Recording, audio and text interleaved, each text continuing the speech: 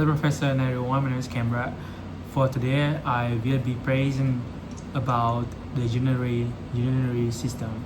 So I'm going to explain how urine is produced in the body, and I will walk through the structure of the urinary system and then break down the three main steps: glomerular filtration, tubular resorption, and tubular secretion. So what urinary system is going to include? So you can see in this picture, so urinary system is include kidney, ureters, bladder, and urethra.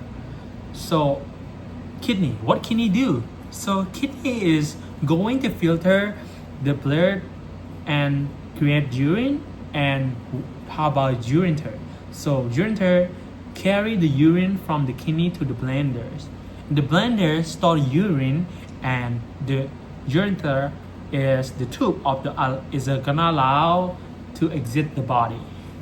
It's gonna allow. You can see is allowed to exit the body. Is ureter.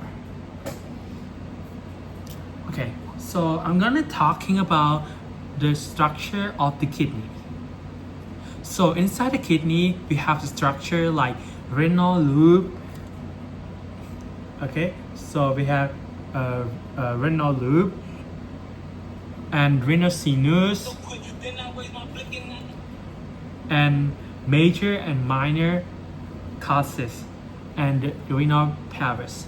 So urine formed in the kidney is gonna collect the minor causes, then flow the major cause into the renal pelvis and then into the ureter. And next, I'm going to talking about the blood flow. So you can see is how the blood flow. So the blood enter the nephron. So this is called a nephron. It's like letter U like this, and enter the nephron through the efferent interior and left through the efferent interior. This different inside create the pressure, which is important for filtration. And then I'm going to talking about the nephron structure. So nephron is the functional unit of the kidney, and it starts with the renal corpuscle, which include the glomerulus and glomerulus capsules. Then it move through the proximal convoluted tubule, the nephron loop, also called the loop of the Henles, with the descending and ascending limbs, and finally the distal convoluted tubule. So step one, I'm going to talk about the glomerular filtration. So you can see this picture. So this is how the glomerular filtration works. So at the renal capsule, glomerular filtration occurs. Blood pressure force the water and small solid out of the glomerulus and into the glomerulus capsule. This filter the fluid is called filtrate. So large protein and blood cells stay in the blood. So step 2 is the tubular resorption. So as the filtrate move through the proximal tubules loop of the hell and distal tubule, the body resorbs useful substance. This include water, glucose, amino acids, and electrolytes. Resorptions return these substance back into the blood, helping maintain balance. At this point, the fluid is often called tubular fluid. Step 3. So step 3 is called tubular secretion. So in tubular secretion, additional waste and excess iron are actively moved from the blood into the tubules. These include hydrogen ion, potassium, and certain drugs. These steps help regulate pH and remove toxins.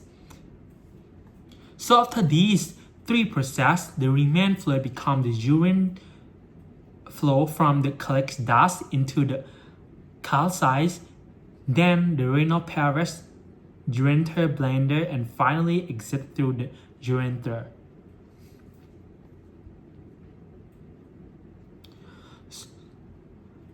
So I'm gonna draw you how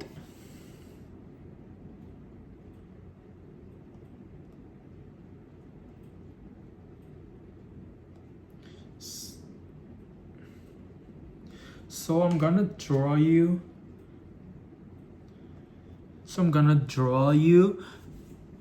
like visual ID how it works. So how to step in like step by step how to change urine. So first is gonna become blurred, and then it go to become it's gonna filtration the blood, and then it's next is to filtrate, and then what it's gonna be, and then it's gonna resorption, and then it's to tubular fluid, and it's gonna secretion, and it's gonna become urine. That's how to become urine. That's how urine works. So it's made from fluid. That's the mind map of how to make urine. So in summarize, urine in production involve filtration, resorption. Well, I say filtration, resorption,